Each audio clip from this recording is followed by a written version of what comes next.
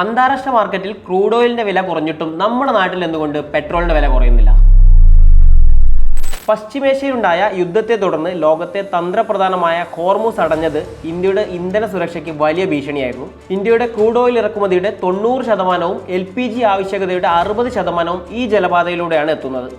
ആഗോളതലത്തിൽ crude oil വില ബാരലിന് $70 നിന്ന് $126 വരെയായി കുതിച്ചുയർന്ന കഴിഞ്ഞ 4 മാസക്കാലം രാജ്യം സമീപകാലത്തെ ഏറ്റവും വലിയ ഊർജ്ജ വെല്ലുവിളിയാണ് നേരിട്ടത്. എന്നാൽ കൃത്യമായ ആസൂത്രണത്തിലൂടെ പെട്രോൾ പമ്പുകളിൽ ഇന്ധനക്ഷാമം ഉണ്ടാകാതെയും വീടുകളിലേക്കുള്ള LPG വിതരണം തടസ്സപ്പെടുത്താതെയും സംരക്ഷിക്കാൻ നമുക്ക് കഴിഞ്ഞു.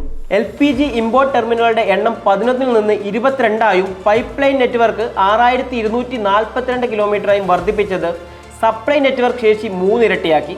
കൂടാതെ ക്രൂഡ് ഓയിൽ ഇറക്കുമതി ചെയ്യുന്ന രാജ്യങ്ങളുടെ എണ്ണം 27-ൽ നിന്ന് 41-ആയി വർദ്ധിപ്പിച്ചതിലൂടെ ഗൾഫ് മേഖലയെ മാത്രം ആശ്രയിക്കുന്നത് ഒഴിവാക്കാൻ ഇന്ത്യക്ക് സാധിച്ചു.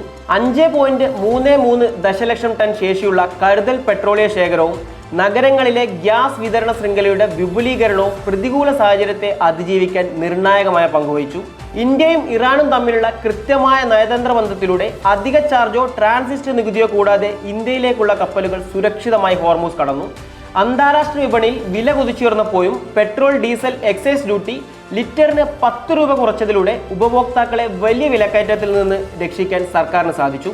1600 രൂപയ്ക്ക് മുകളിൽ ഇറക്കുമതി ചെലവ് വരുന്ന LPG സിലിണ്ടറുകൾ വെറും 942 രൂപയ്ക്ക് നൽകിയതിലൂടെ സാധാരണക്കാരന് ഭാരമാകേണ്ടിയിരുന്ന ആ വൻ സാമ്പത്തിക ബാധ്യത സർക്കാർ സ്വയം ഏറ്റെടുക്കുകയായിരുന്നു.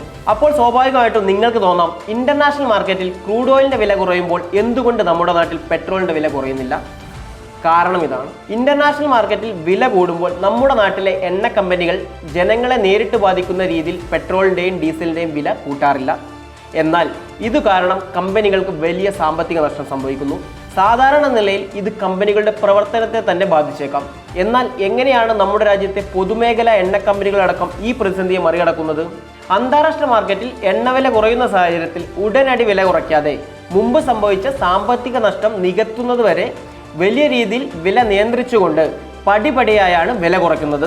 നിലവിൽ ഹോർമുസിലൂടെയുള്ള ഗതാഗതം ക്രമമായതോടെ രാജ്യം സാധാരണ നിലയിലേക്ക് മടങ്ങുകയാണ്. കടുത്ത ഇന്ധന പ്രതിസന്ധികൾക്കിടയിലും വിദേശ നാണ്യ ശേഖരം $728 ബില്യൺ മുകളിൽ നിലനിർത്താനും സാമ്പത്തിക വളർച്ച സുസ്ഥിരമായി കൊണ്ടുപോകാനും ഇന്ത്യക്ക് സാധിച്ചു. ആഗോളതലത്തിൽ ഇന്ധനവില കുതിച്ചുയർന്നപ്പോഴും എണ്ണ ഉൽപ്പാദക രാജ്യങ്ങളടക്കം പ്രതിസന്ധിയിലായപ്പോഴും ഏറ്റവും കുറഞ്ഞ വില വർധനവ് രേഖപ്പെടുത്തിയ സമ്പദ് വ്യവസ്ഥകളിലൊന്നായി ഇന്ത്യ മാറി.